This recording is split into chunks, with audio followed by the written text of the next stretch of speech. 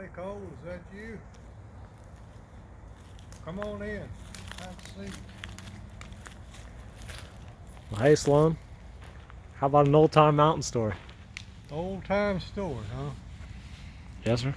Oh, well, cool tonight.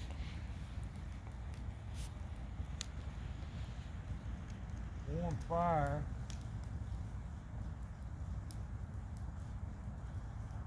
Old time stories about things in the mountains, things in the woods, sometimes things that can't be explained. I'll tell you about a time when I was a boy. It's been years ago in an area they call the Big Woods. It was me and my father and a Mr. Thomas and some other young boys. It was a really cold night. We were in an area they called the Big Woods. There was hollows so deep there that during the broad daylight, sun right above your head, that it didn't even penetrate down to some of the hollows. It just stayed dark all the time. Well, we had went into that area one night coon hunting. We got out, let the dogs out. Mr. Thomas tried to round the dogs up. They had a most peculiar way they were acting. They were jumping and gnawing at this small bush that was in the ground. Not no higher than 2 feet tall. Couldn't have been. Wasn't nothing else around. But something was scaring those dogs. Something was there that they sensed that we couldn't see. Well, we looked around. We tried to keep the dogs calm, hollering at them, holding on to them, and we looked around, didn't see anything. We even cut that bush down. We just couldn't figure it out. So everything got calm. Well, soon after that, the dogs got on the trail. And you can tell when a coon dog trees, there's a peculiar sound that they make. It's a yelp, and each coon dog's different. It's got its own voice. And Mr. Thomas said, we must have been walking a couple of miles when we heard the animals tree. Well, the closer we got, Mr. Thomas said, I know where they have gone. They have gone to an area where the old church is at.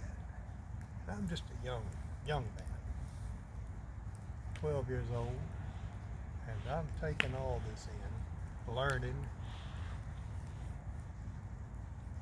listening more than I talk.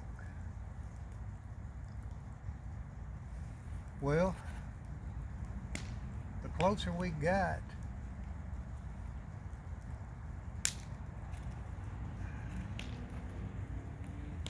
the more unusual the sound the dogs are making. It sounded like they were in a fight or a struggle with something, and we thought maybe possibly they had disturbed a bear or maybe a bobcat. And we got to the church. It was in a clearing. No one was at the church. It was abandoned, but it was a respected area. And there was this tree, this long, mighty oak tree, a lot like the one right here behind me.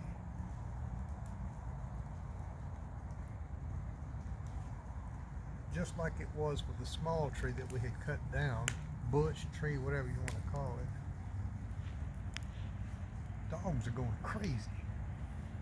And they would go to the front door of the church, come back to the tree, go to the front door of the church, come back to the tree. Like they could see something and they were struggling with something and were engaging with something that we couldn't see. We just backed off because we couldn't see a thing. A few minutes later, after just incredible commotion, and the dogs looked like they were in a death struggle, we backed off, and all of a sudden, from the area to the side of the church, came this unusual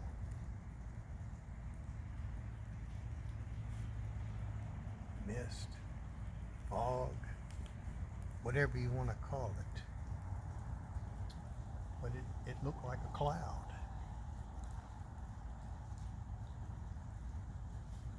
It went directly to the tree.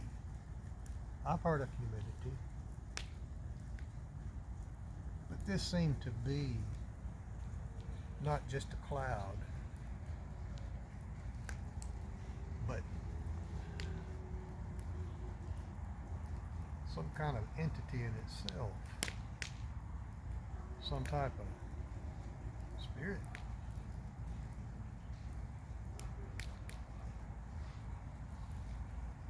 It approached the tree, and it seemed to go into the tree, and it just started rising up through the tree, and it started to expand, and it seemed like to be, as I said before, some type of white cloud, and the dogs are going crazy, gnarling, just running around the tree like some type of craziness is gripping. The mist continues to rise. It finally rises above the tree. Nobody's saying a word. I don't know if anybody wanted to say a word. But the mist, cloud, went through the tree, went up, and just disappeared. Some people say that maybe it's some type of fog, humidity. I don't believe it. There was a gentleman who lived back in that area. He said that several people had witnessed the same thing, and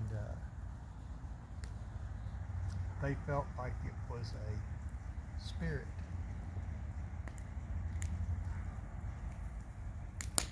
But it was a disturbing thing. And after that, we gathered up the dogs and we left. And we called it off that night. Didn't really talk about it too much.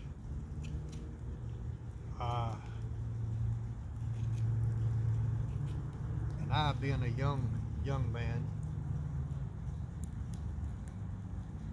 brought it up once or twice, and my father told me there's things out there that just can't be explained sometimes, and that there is a spiritual world out there also that we can't see, but sometimes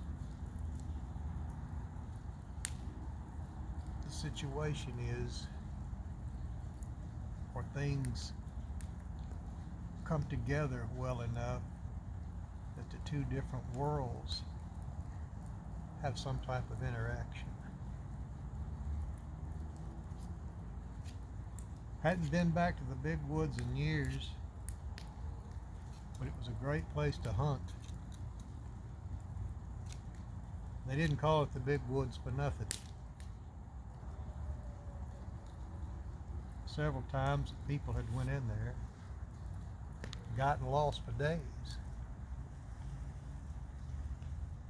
It's something I'll never forget. If you're ever in an area they call the Big Woods and you're hunting, and your dogs start going towards the area of the old church,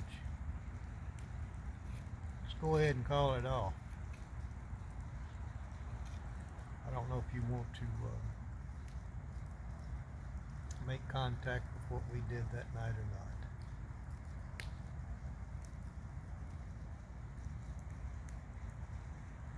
And that's the truth.